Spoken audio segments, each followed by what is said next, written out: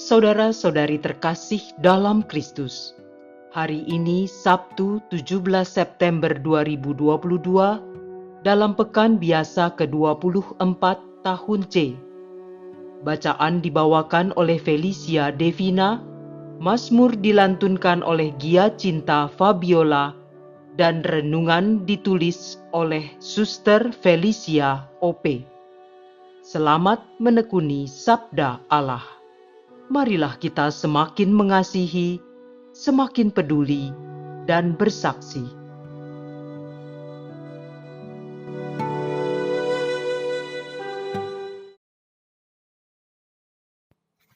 Dalam nama Bapa dan Putra dan Roh Kudus. Amin.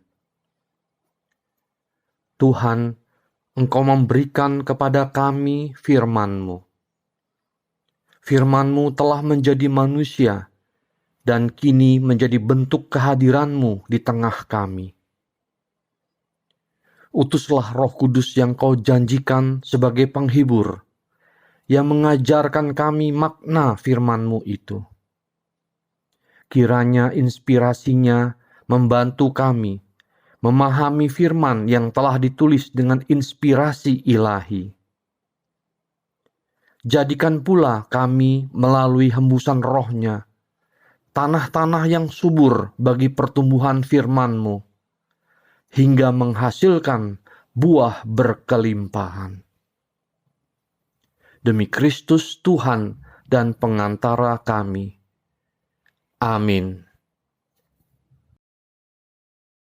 Bacaan dari surat pertama Rasul Paulus kepada jemaat di Korintus. Bab 15 ayat 35 sampai 37 dan 42 sampai 49. Saudara-saudara, mungkin ada orang bertanya, bagaimanakah orang mati dibangkitkan? Dan dengan tubuh apa mereka akan datang kembali?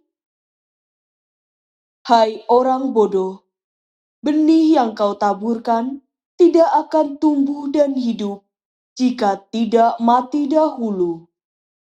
Dan yang kau taburkan itu bukanlah rupa tanaman yang akan tumbuh, melainkan biji yang tidak berkulit, umpamanya biji gandum atau biji lain. Demikian pula lah halnya dengan kebangkitan orang mati. Ditaburkan dalam kebinasaan, dibangkitkan dalam ketidakbinasaan. Ditaburkan dalam kehinaan, dibangkitkan dalam kemuliaan. Ditaburkan dalam kelemahan, dibangkitkan dalam kekuatan. Yang ditaburkan adalah tubuh alamiah, yang dibangkitkan adalah tubuh rohaniah. Jika ada tubuh alamiah, maka ada pula tubuh rohaniah. Seperti ada tertulis, manusia pertama, Adam, menjadi makhluk yang hidup. Tetapi Adam yang akhir menjadi roh yang menghidupkan. Tetapi yang mula-mula datang bukanlah yang rohania, tetapi yang alamiah, barulah kemudian yang rohania. Manusia pertama berasal dari debu tanah dan bersifat jasmani. Manusia kedua berasal dari surga.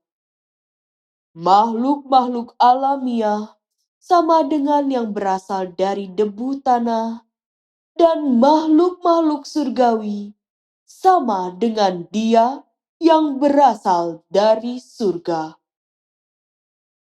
Jadi seperti kini kita mengenakan rupa dari manusia duniawi, demikian pula kita akan mengenakan rupa dari yang surgawi.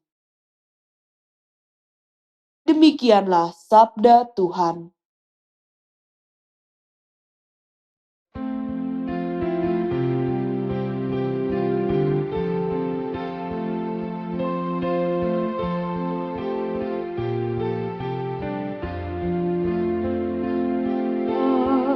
berjalan di hadapan Allah dalam cahaya kehidupan.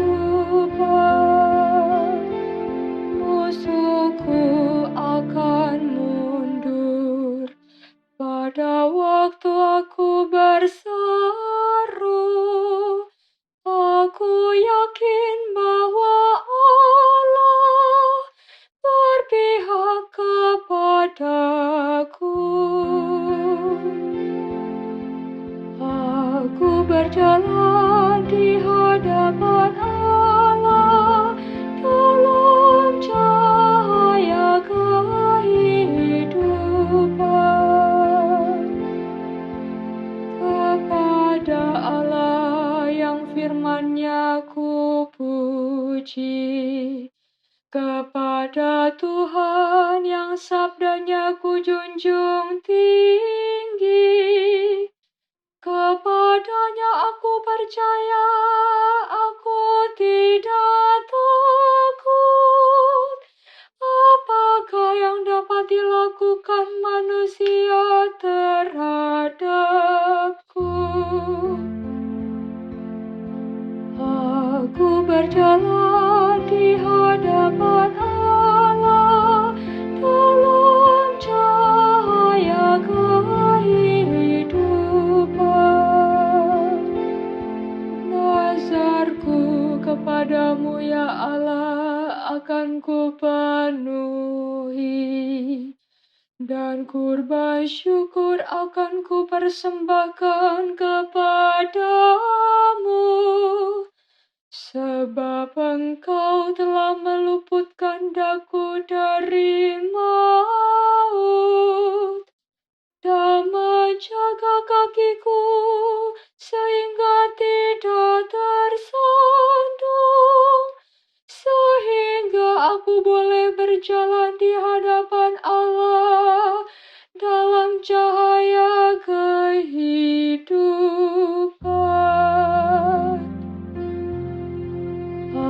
Aku berjalan di hadapan Allah dalam cahaya kehidupan.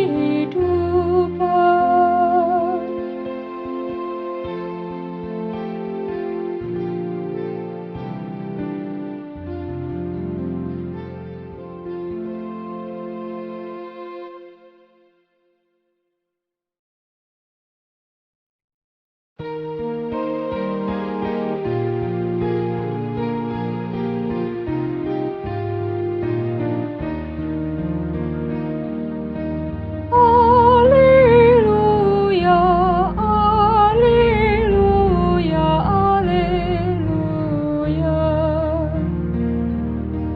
Berbahagialah orang yang menyimpan sabda Allah dalam hati yang baik dan tulus ikhlas, dan menghasilkan buah dalam ketegunan.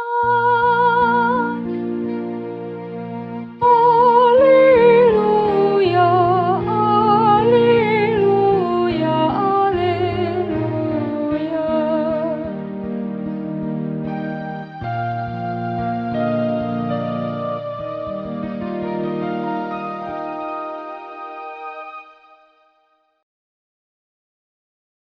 Inilah Injil suci menurut Lukas, bab 8 ayat 4-15. Banyak orang datang berbondong-bondong dari kota-kota sekitar kepada Yesus. Maka kata Yesus dalam suatu perumpamaan, adalah seorang penabur keluar menaburkan benih. Waktu ia menabur, sebagian benih itu jatuh di pinggir jalan, lalu diinjak-injak orang dan dimakan burung-burung di udara sampai habis.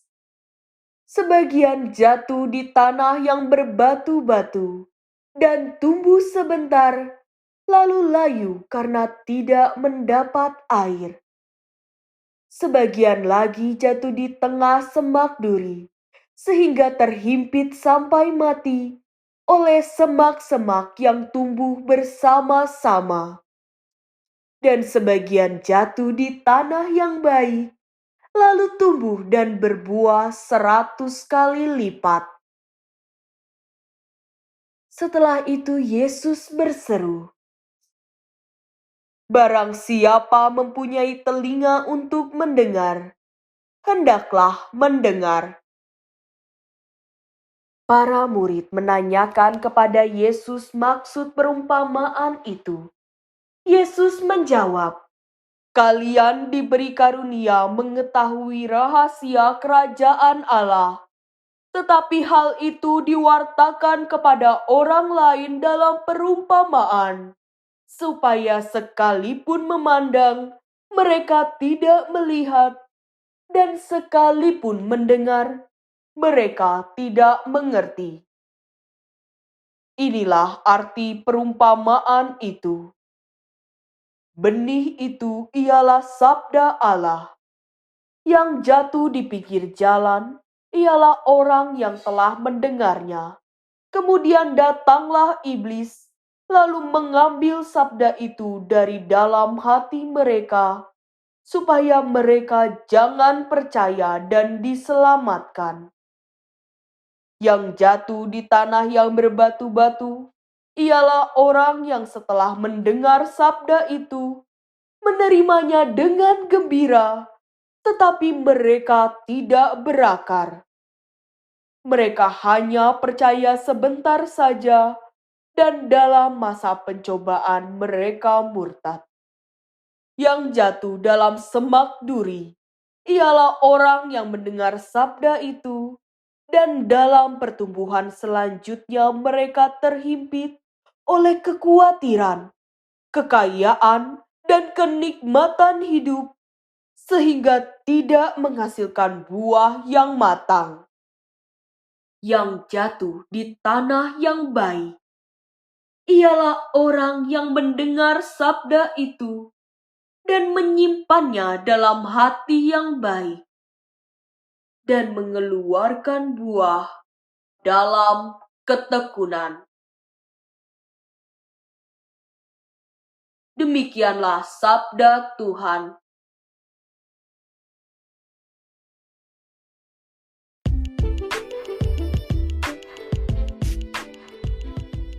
Hati yang mendengarkan.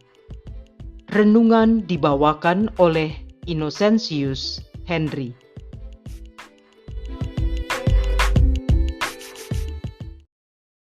Siapa mempunyai telinga untuk mendengar, hendaklah ia mendengar.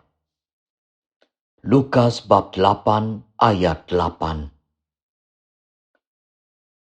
Dalam perumpamaan tentang penabur yang kita dengar hari ini, Yesus menunjukkan keadaan hati manusia dalam menerima sabda Tuhan.